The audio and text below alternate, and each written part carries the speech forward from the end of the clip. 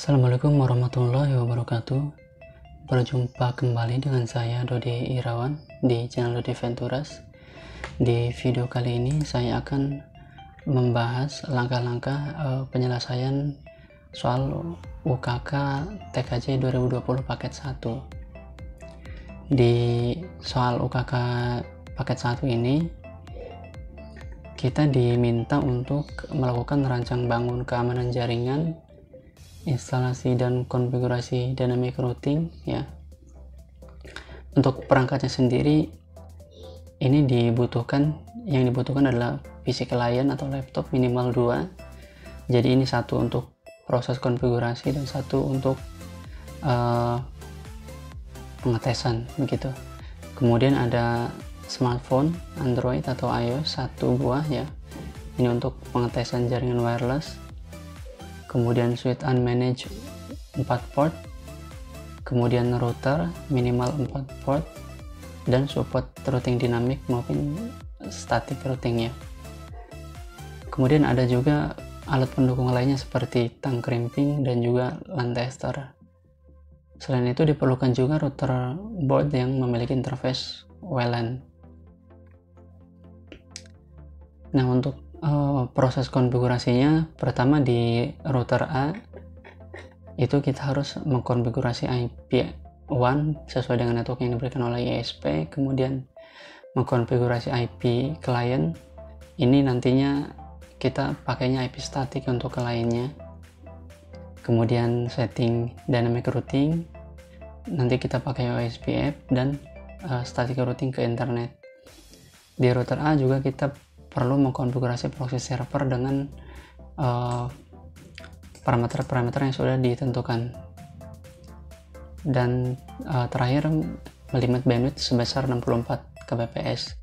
Sedangkan di router B kita perlu mengkonfigurasi IP1 sesuai dengan network ISP, kemudian WLAN dan juga fitur DHCP server ya. Kemudian dynamic routing, static routing ke internet, dan limitasi bandwidth sebesar 32 kbps. Berikut adalah topologi yang digunakan. Kita langsung ke proses konfigurasi. Pertama kita buka Winbox, kemudian kita remote router mikrotiknya. Untuk router mikrotiknya sendiri saya menggunakan RB951UI2HND. Jadi untuk router A maupun router B saya menggunakan router yang sama. Pertama kita ubah identity untuk memudahkan proses konfigurasi ya. Di sini saya beri identity router A.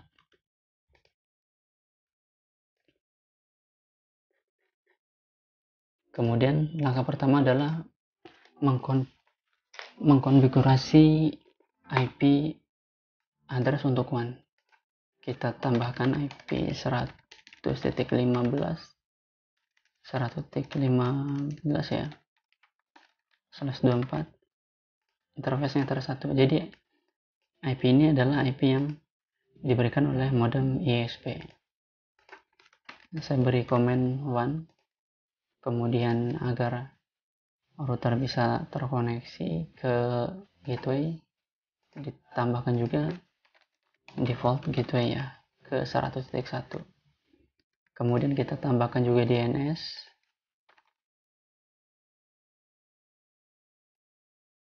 Fungsi DNS ini adalah agar router bisa melakukan resolve terhadap domain yang ada di internet.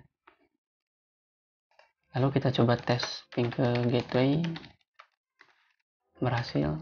Kita tes ke Google, berhasil juga. Berikutnya kita setting IP untuk LAN ya. Untuk IP-nya sesuai dengan soal ini ya. Jadi 200.50.3.1/28. Networknya ke interface 2 ya. Apply, saya kasih komen LAN. Nah, agar IP LAN ini bisa terkoneksi ke internet, maka perlu ditambahkan juga NAT mask QRAT. C-nya source NAT, protokolnya dikosongkan aja. out interface-nya Etera 1 ya. Ini adalah interface yang terhubung ke internet dan actionnya Masquerade. Nah, untuk bagian ini sudah, ini juga sudah. Kemudian kita setting routing dinamiknya ya. Routing OSPF. Kemudian kita setting ya. Interface-nya pilih Ether 1. Ini adalah interface yang terhubung ke router tetangganya, yaitu router B. Kemudian kita advertise network yang dimiliki oleh router A. Kita masukkan /28. Ini kita masukkan semua network yang ada ya. Nah, dynamic routing sudah selesai. Berikutnya adalah kita harus mengkonfigurasi ini ya, proxy server. Caranya klik menu IP, web proxy, kemudian enable. Portnya kita sesuaikan soal, yaitu 3128. Chatnya nama peserta @sekolah.sch.id, kemudian /nya kita centang. Di sini kita juga harus melakukan transparent proxy. Jadi tujuannya adalah agar ketika ada request dari klien, kita belokkan ke proxy ya. C-nya destination NAT, kemudian protokolnya TCP, portnya 80, kemudian actionnya redirect. Tuh, portnya kita isi sesuai dengan port proxy ya. Jadi nantinya ketika ada request ya dari klien ke internet melalui port 80, maka dia akan di redirect ke proxy, ke port 3128 yaitu portnya proxy. Nah, selanjutnya adalah kita harus melakukan blocking minimal 2 situs ya. Klik tombol akses, kemudian kita tambahkan, misalkan di sini kita akan memblok linux.or.id. Actionnya deny. Kemudian kita copy situs berikutnya, misalkan smk ikhlas jawilan.sch.id.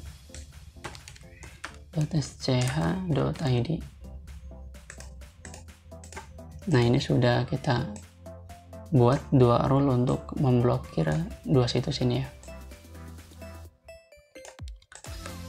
Nah, yang terakhir adalah kita harus melimit bandwidth yang lokalnya ya untuk LAN. Misalkan di sini saya kasih name-nya limit LAN, kemudian targetnya adalah networknya ya. Jadi di sini kemudian kita tentukan max limitnya 64 kbps. Nah, semua konfigurasi di router 1 atau di router A sudah selesai. Berikutnya kita harus melakukan konfigurasi di router B.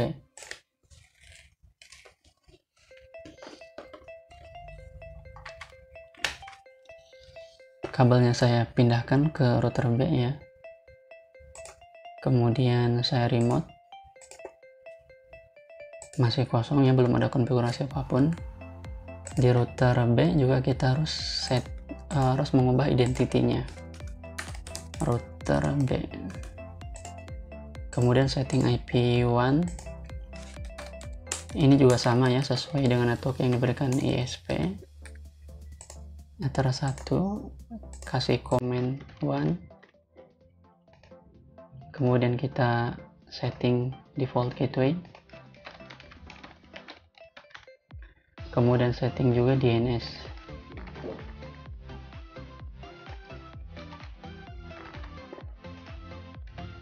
Kita coba tes ping ke gateway. Berhasil. Kemudian tes ping ke Google. Berhasil juga ya. Nah, berikutnya adalah kita harus menambahkan IP untuk interface WLAN. IP-nya adalah ini ya, prefixnya /28, kemudian interface-nya WLAN, kasih komen WLAN. Kemudian kita aktifkan interface WLAN-nya. Lalu kita setting modenya AP Bridge. SSID-nya misalkan UKK TKJ 2020. Selesai. Lalu kita aktifkan DHCP server di interface WLAN. Nah, untuk IP pool-nya adalah sesuai dengan soal ya, yaitu 200.50.3.50 sampai 3.61 ya. Sorry.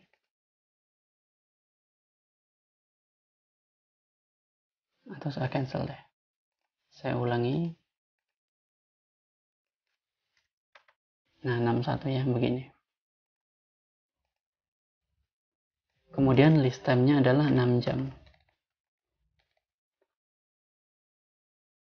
Sukses ya.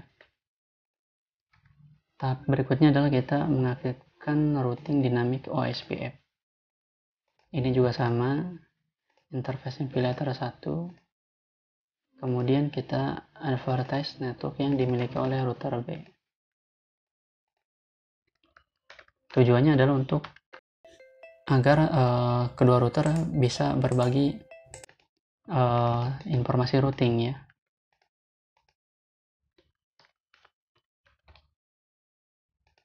Selesai. Tahap selanjutnya adalah melimit bandwidth untuk network WLAN ya. Limit WLAN. Kemudian masukkan networknya /28. Max limitnya adalah 32 kbps.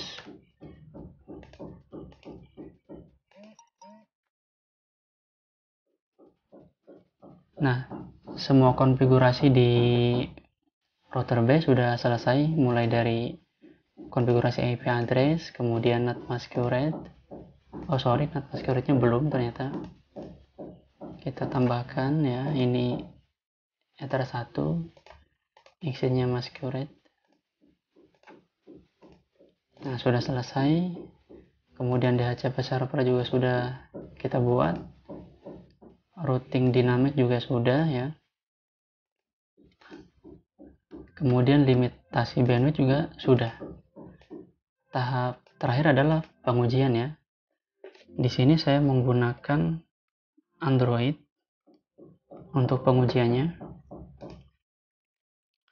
Kemudian saya koneksikan Android saya ke WiFi yang sudah kita buat tadi.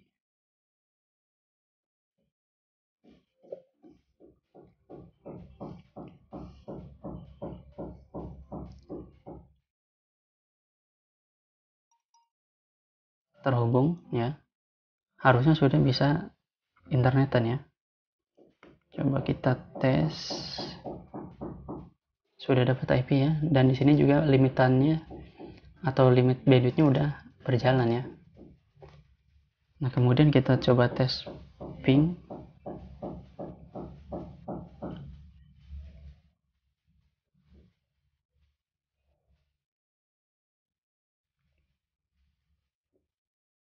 Sudah berhasil juga ya. Nah, di Android ya, ini Android ini terkoneksi ke router B melalui interface WLAN ya, melalui WiFi ya, sudah berhasil, sudah sukses. Kemudian kita koneksikan laptop ke router A menggunakan kabel ya. Lalu di laptop kita setting IP statik ya. Oh ya, ini saya menggunakan Linux Mint, jadi konfigurasi IP-nya sedikit berbeda. Buat teman-teman yang pakai Windows, saya harapkan teman-teman sudah mengerti ya gimana cara setting IP di Windows begitu. Ini netmasknya 28 ya. Gateway-nya ke 3.1. DNS-nya pakai DNS Google. Oke.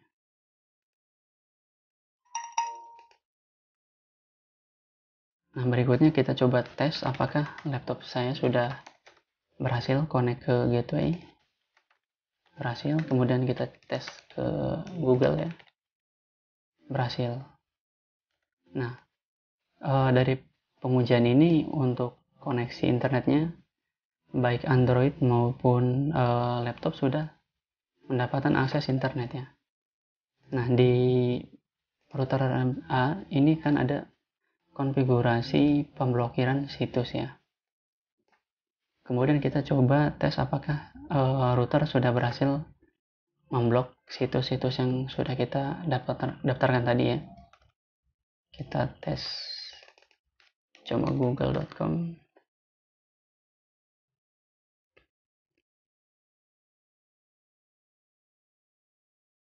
google.com berhasil dibuka ya, bisa diakses ya.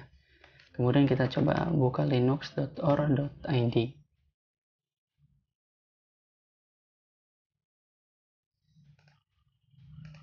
Nah, ternyata belum keblok ya, belum keblok. Untuk konfigurasinya sendiri sudah betul. Nah, biasanya kalau begini kita coba restart router mikrotiknya. Sistem reboot ya.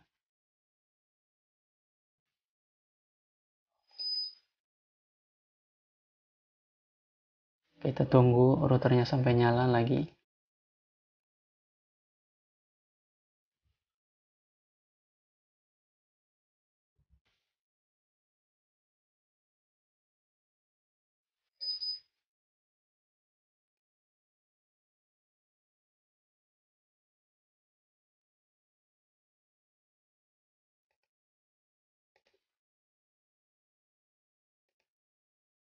Nah, sudah dapat akses internet, kemudian kita coba tes lagi.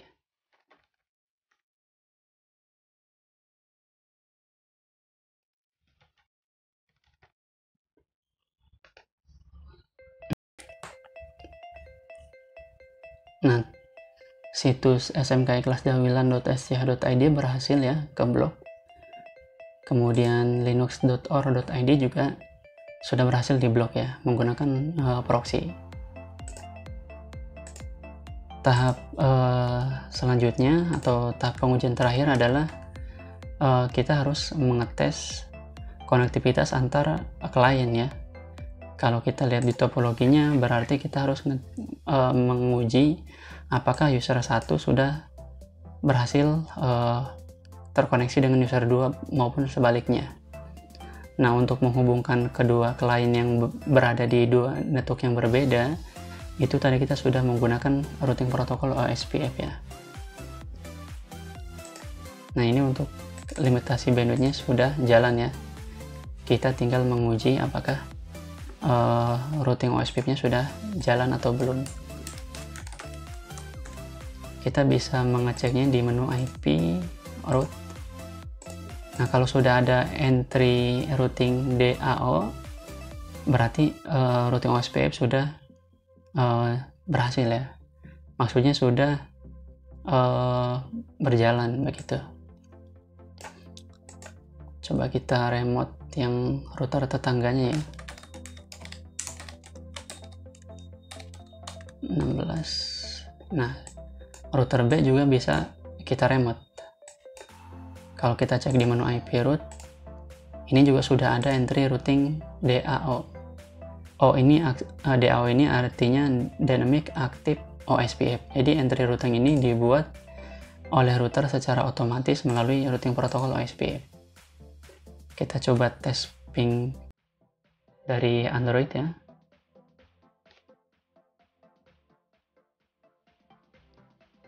Ping ke IP laptop saya. IP saya adalah 253.2.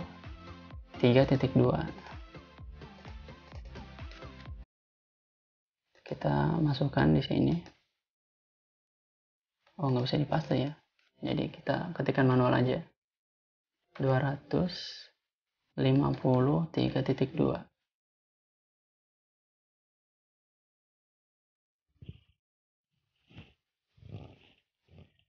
Nah, sudah mendapatkan replay ya. Artinya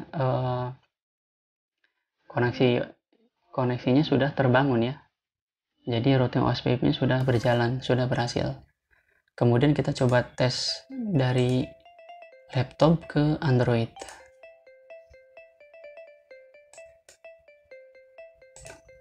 IP Androidnya adalah 200.50.3.61. Kita coba tes dari laptop 253.61. Nah, sudah reply juga ya. Artinya pengujian OSPF-nya sudah jalan. Kedua host sudah dapat saling berkomunikasi ya. Padahal kedua host ini berada di dua network yang berbeda. Itulah fungsinya routing begitu. Oke, saya rasa untuk pembahasan soal UKK paket 1 ini sudah selesai ya. Di video berikutnya saya akan membahas cara atau langkah-langkah penyelesaian soal UKK paket 2. Jadi pastikan teman-teman sudah subscribe channel Ludi Venturas, kemudian aktifkan lonceng notifikasinya. Jadi agar nanti begitu saya update video baru, teman-teman langsung mendapatkan notifikasi gitu. Oke, terima kasih. Jangan lupa like, komen, share ya. Terima kasih. Assalamualaikum warahmatullahi wabarakatuh.